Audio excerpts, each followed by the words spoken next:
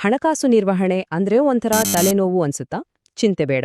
ಇವತ್ತು ಕೆಲವು ಸರಳ ಆದ್ರೆ ತುಂಬನೇ ಶಕ್ತಿಯುತ ನಿಯಮಗಳನ್ನ ತಿಳ್ಕೊಂಡು ಈ ಜಟಿಲ ವಿಷಯವನ್ನ ಸಿಂಪಲ್ ಮಾಡ್ಕೊಳ್ಳೋಣ.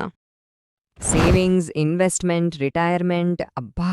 ಈ ಪದಗಳನ್ನ ಕೇಳಿದ ತಕ್ಷಣ ತಲೆಯಲ್ಲಿ 108 ಪ್ರಶ್ನೆಗಳು ಶುರುವಾಗತ್ತೆ ಅಲ್ವಾ? ಎಷ್ಟು ಉಳಿಸ್ಬೇಕು? ಎಲ್ಲಿ ಹೂಡಿಕೆ ಮಾಡಿದ್ರೆ ಒಳ್ಳೇದು? ರಿಟೈರ್ ಆಗೋಕೆ ಎಷ್ಟು ದುಡ್ಡು ಬೇಕು? ಈ ತರದ ಗೊಂದಲ ಎಲ್ಲರಿಗೂ ಇರುತ್ತೆ. ಇದು ತುಂಬಾನೇ ಸಹಜ.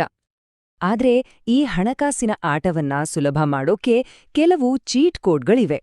ಇದನ್ನ ರೂಲ್ಸ್ ಆಫ್ ಥಂಬ್ ಅಂತಾನೂ ಕರೀತಾರೆ. ಇವುಗಳು ಪವರ್ಫುಲ್ ಶಾರ್ಟ್ಕಟ್ಗಳಿದ್ದಾಗೆ ನಮ್ಮ ನಿರ್ಧಾರಗಳನ್ನ ಸಿಂಪಲ್ ಮಾಡ್ಬಿಡುತ್ತೆ. ಬನ್ನಿ, ಇವತ್ತಿನ ಈ ವಿಶ್ಲೇಷಣೆಯಲ್ಲಿ ಆ ನಿಯಮಗಳ ಬಗ್ಗೆನೇ ತಿಳ್ಕೊಳ್ಳೋಣ. ಸರಿ, ಇವತ್ತು ನಾವು ಏನೆಲ್ಲ ಕಲಿಯೋಣ? ಮೊದಲು ಹೂಡಿಕೆಯ ಶಾರ್ಟ್ಕಟ್ಗಳು, ಆಮೇಲೆ ಬಜೆಟ್ ಮತ್ತು ಸಾಲದ ಬಗ್ಗೆ ಮಾತಾಡೋಣ. ಅದಾದ ನಂತರ ಭವಿಷ್ಯವನ್ನ ಹೇಗೆ ಭದ್ರಪಡಿಸ್ಕೊಳ್ಳೋದು ಅಂತ ನೋಡಿ. ಕೊನೆಗೆ ಒಂದು ಒಳ್ಳೆ ಇನ್ವೆಸ್ಟ್ಮೆಂಟ್ ಸ್ಟ್ರಾಟಜಿಯೊಂದಿಗೆ ಮುಗಿಸೋಣ. ಹಾಗಿದ್ರೆ ಶುರು ಮಾಡೋಣವಾ? ಮೊದಲನೇದಾಗಿ ಇನ್ವೆಸ್ಟ್ಮೆಂಟ್ ಜಗತ್ತಿನಲ್ಲಿರೋ ಕೆಲವು ಸೂಪರ್ ಶಾರ್ಟ್ಕಟ್ಗಳನ್ನ ನೋಡೋಣ. ಇವುಗಳು ನಮ್ಮ ಹೂಡಿಕೆಯ ನಿರ್ಧಾರಗಳನ್ನ ತುಂಬಾನೇ ಸುಲಭ ಮಾಡಿಬಿಡುತ್ತೆ. ಪ್ರತಿಯೊಬ್ಬ ಹೂಡಿಕೆದಾರರ ಮನಸ್ಸಲ್ಲೂ ಈ ಪ್ರಶ್ನೆ ಬಂದೇ ಬರುತ್ತೆ: ನಾನು ಹಾಕಿರೋ ದುಡ್ಡು ಡಬಲ್ ಆಗೋಕೆ ಎಷ್ಟು ವರ್ಷ ಬೇಕು ಅಂತ. ಇದಕ್ಕೆ ಉತ್ತರ ಕಂಡುಹಿಡಿಯೋದು ತುಂಬಾನೇ ಸುಲಭ. ಅದಕ್ಕೆ ಇರೋದೇ ರೂಲ್ ಆಫ್ 72. ಇದು ತುಂಬಾನೇ ಸಿಂಪಲ್. 72 ಸಂಖ್ಯೆಯನ್ನ ನಿಮ್ಮ ಹೂಡಿಕೆಯಿಂದ ಬರುವ ಬಡ್ಡಿ ದರದಿಂದ ಭಾಗಿಸಿ.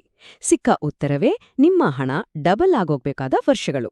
ಉದಾಹರಣೆಗೆ, ನಿಮಗೆ 8% ಬಡ್ಡಿ ಸಿಗ್ತಿದೆ ಅಂದ್ರೆ 72 ಭಾಗಿಸು 8 ಅಂದ್ರೆ ಕೇವಲ 9 ವರ್ಷದಲ್ಲಿ ನಿಮ್ಮ ಹಣ ದ್ವಿಗುಣಗೊಳ್ಳುತ್ತೆ.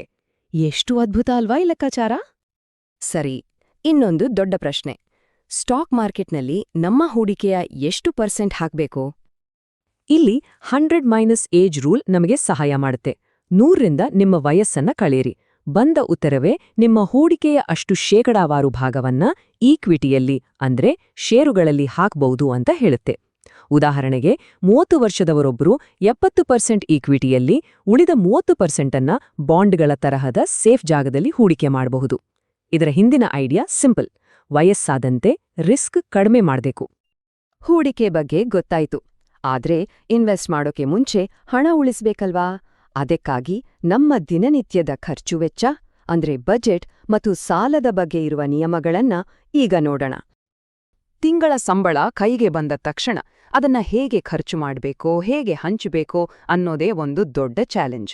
ಆದ್ರೆ ಈ ಪ್ರಶ್ನೆಗೆ ಒಂದು ಫೇಮಸ್ ರೂಲ್ ಇದೆ. ಅದೇ 50-30-20 ಬಜೆಟ್ ನಿಯಮ. ಇದು ಒಂದು ಸೂಪರ್ ಗೈಡ್ಲೈನ್. ನಮ್ಮ ಕೈಗೆ ಬರೋ ಸಂಬಳವನ್ನ 3 ಭಾಗ ಮಾಡ್ಕೋಬೇಕು. 50% ನಮ್ಮ ಅಗತ್ಯಗಳಿಗೆ, 30% ನಮ್ಮ ಆಸೆ ಬಯಕೆಗಳಿಗೆ ಮತ್ತು ಬಹಳ ಮುಖ್ಯವಾಗಿ 20% ಉಳಿತಾಯಕ್ಕೆ. ಹಾಗಿದ್ರೆ ಇದನ್ನ ಸ್ವಲ್ಪ ಡೀಟೇಲ್ಡ್ ಆಗಿ ನೋಡೋಣ. 50% ಅಂದ್ರೆ ಮನೆ ಬಾಡಿಗೆ, ದಿನಸಿ, ಕರೆಂಟ್ ಬಿಲ್, ಓಡಾಟದ ಖರ್ಚು, ಈ ಥರದ ಅನಿವಾರ್ಯ ಖರ್ಚುಗಳು. 30% ಅಂದ್ರೆ ಹೊರಗೆ ಊಟ, ಸಿನಿಮಾ, ಶಾಪಿಂಗ್, ಹಾಬಿಗಳು ಅಂದ್ರೆ ನಮ್ಮ ಲೈಫ್ ಸ್ಟೈಲ್ಗೆ ಸಂಬಂಧಿಸಿದ್ದು. ಇನ್ನು ಕೊನೆಯ ಅತ್ಯಂತ ಮುಖ್ಯವಾದ 20% ಉಳಿತಾಯಕ್ಕೆ ಹೋಗ್ಬೇಕು, ಅಂದ್ರೆ ಇನ್ವೆಸ್ಟ್ಮೆಂಟ್, ಎಮರ್ಜೆನ್ಸಿ ಫಂಡ್ ಅಥವಾ ಸಾಲ ತೀರ್ಸೋಕೆ. ಈ ಸಿಂಪಲ್ ರೂಲ್ ನಮ್ಮ ಖರ್ಚು ಮತ್ತು ಉಳಿತಾಯದ ನಡುವೆ ಒಂದು ಒಳ್ಳೆ ಬ್ಯಾಲೆನ್ಸ್ ತರುತ್ತೆ. ಸಾಲ ಅನ್ನೋದು ನಮ್ಮ ಹಣಕಾಸಿನ ಆರೋಗ್ಯಕ್ಕೆ ತುಂಬಾನೇ ಮುಖ್ಯವಾದ ವಿಷಯ. ಹಾಗಾದ್ರೆ ನಮ್ಮ ಆದಾಯಕ್ಕೆ ತಕ್ಕ ಹಾಗೆ ನಾವು ಎಷ್ಟು ಸಾಲವನ್ನ ನಿಭಾಯಿಸಬಹುದು? ಇದಕ್ಕೆ ಇರೋದೇ 40% EMI ನಿಯಮ. ಅಂದ್ರೆ ನಮ್ಮ ಎಲ್ಲಾ ಲೋನ್ಗಳ EMI ಸೇರಿ ನಮ್ಮ ಕೈಗೆ ಬರೋ ತಿಂಗಳ ಸಂಬಳದ 40%ಗಿಂತ ಜಾಸ್ತಿ ಇರಬಾರ್ದು. ಇದು ನಮ್ಮನ್ನ ಜಾಸ್ತಿ ಸಾಲದ ಹೊರೆಯಿಂದ ಕಾಪಾಡುತ್ತೆ ಮತ್ತು ಹಣಕಾಸಿನ ಸ್ಥಿರತೆಯನ್ನ ಕೊಡುತ್ತೆ. ಸರಿ, ತಿಂಗಳ ಖರ್ಚು ವೆಚ್ಚಗಳನ್ನ ಮ್ಯಾನೇಜ್ ಮಾಡೋದು ಹೇಗೆ ಅಂತ ಗೊತ್ತಾಯ್ತು. ಈಗ ಸ್ವಲ್ಪ ಲಾಂಗ್ ಟರ್ಮ್ ಬಗ್ಗೆ ಯೋಚಿಸೋಣ. ನಮ್ಮ ಭವಿಷ್ಯವನ್ನ ಆರ್ಥಿಕವಾಗಿ ಭದ್ರ ಮಾಡ್ಕೊಳ್ಳೋಕೆ ಯಾವೆಲ್ಲ ನಿಯಮಗಳಿವೆ ಅಂತ ನೋಡೋಣ ಬನ್ನಿ. ಲೈಫ್ ಅನ್ನೋದು ಅನ್ಪ್ರೆಡಿಕ್ಟಬಲ್ ಅಲ್ವಾ?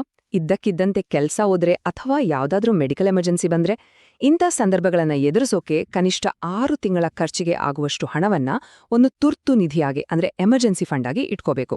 ಹಾಗೆ ನಮ್ಮ ನಂತರ ನಮ್ಮ ಕುಟುಂಬವನ್ನ ಕಾಪಾಡೋಕೆ ನಮ್ಮ ವಾರ್ಷಿಕ ಆದಾಯದ ಕನಿಷ್ಠ 20 ಪಟ್ಟು ಮೊತ್ತದ ಒಂದು ಟರ್ಮ್ ಲೈಫ್ ಇನ್ಶೂರೆನ್ಸ್ ಪಾಲಿಸಿ ಮಾಡಿಸೋದು ತುಂಬಾನೇ ಮುಖ್ಯ.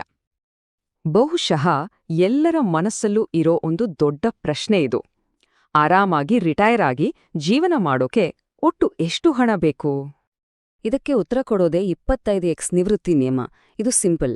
ನಿಮ್ಮ 1 ವರ್ಷದ ಖರ್ಚು ಎಷ್ಟಾಗುತ್ತೆ ಅಂತ ಲೆಕ್ಕ ಹಾಕಿ. ಅದನ್ನ 25ರಿಂದ ಗುಣಿಸಿ. ಬರೋ ಮೊತ್ತವೇ ನಿಮ್ಮ ರಿಟೈರ್ಮೆಂಟ್ ಟಾರ್ಗೆಟ್.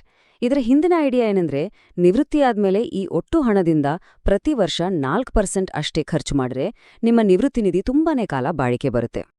ಆದ್ರೆ ಇಲ್ಲಿ ಒಂದು ಮುಖ್ಯವಾದ ವಿಷಯವನ್ನ ಗಮನದಲ್ಲಿಟ್ಕೊಳ್ಬೇಕು. ಒಂದು ವೇಳೆ 60 ವರ್ಷಕ್ಕಿಂತ ಮುಂಚೆ ಅಂದ್ರೆ 40 ಅಥವಾ 50ನೇ ವಯಸ್ಸಲ್ಲೇ ಬೇಗ ರಿಟೈರ್ ಆಗ್ಬೇಕು ಅನ್ಕೊಂಡ್ರೆ ನಿಮ್ಗೆ ಜಾಸ್ತಿ ಸಮಯ ಇರುತ್ತೆ. ಆಗ ಹಣದುಬ್ಬರವನ್ನ ಎದುರಿಸೋಕೆ 25x ಸಾಕಾಗಲ್ಲ. ಬದಲಿಗೆ 30x ಅಥವಾ 40xನಷ್ಟು ದೊಡ್ಡ ಮೊತ್ತದ ನಿಧಿ ಬೇಕಾಗಬಹುದು. ಓಕೆ, ಇಲ್ಲಿಯವರೆಗೆ ನಾವು ಬೇರೆ ಬೇರೆ ನಿಯಮಗಳ ಬಗ್ಗೆ ತಿಳ್ಕೊಂಡ್ವಿ.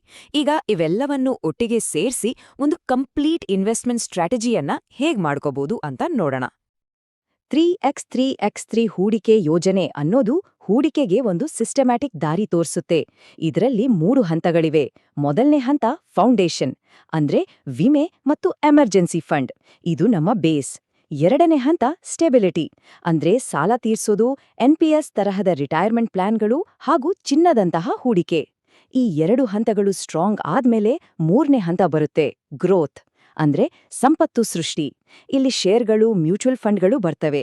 ಮತ್ತೆ ಈ ಎಲ್ಲದಕ್ಕೂ ಮೂಲ ನಿಯಮ ಏನ್ ಗೊತ್ತಾ? ಸಂಬಳ ಬಂದ ಮೊದಲ ವಾರದಲ್ಲೇ ಹೂಡಿಕೆ ಮಾಡಬೇಕು, ಆಮೇಲೆ ಉಳಿದಿದ್ರಲ್ಲಿ ಖರ್ಚು ಮಾಡಬೇಕು. ಸರಿ, ಈಗ ನಾವು ನಮ್ಮ ಚರ್ಚೆಯ ಕೊನೆಯ ಭಾಗಕ್ಕೆ ಬಂದಿದ್ದೇವೆ. ಇಲ್ಲಿ ಒಂದು ವಿಷಯವನ್ನ ಸ್ಪಷ್ಟವಾಗಿ ನೆನ್ಪಿಟ್ಕೊಳ್ಬೇಕು. ಈ ಎಲ್ಲಾ ನಿಯಮಗಳು ನಮ್ಗೆ ದಾರಿ ತೋರ್ಸೋ ಟೂಲ್ಸ್ ಅಷ್ಟೇ. ಇವು ಕಲ್ಲಿನ ಮೇಲೆ ಕೆತ್ತಿದ ಕಾನೂನುಗಳಲ್ಲ.